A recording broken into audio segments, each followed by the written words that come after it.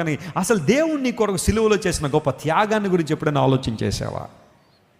2001 April 7వ తారీఖు నేను దేవుని సేవకు సమర్పించుకున్నప్పుడు ఆ రోజు నా డైరీలో మాట రాసుకున్నాను.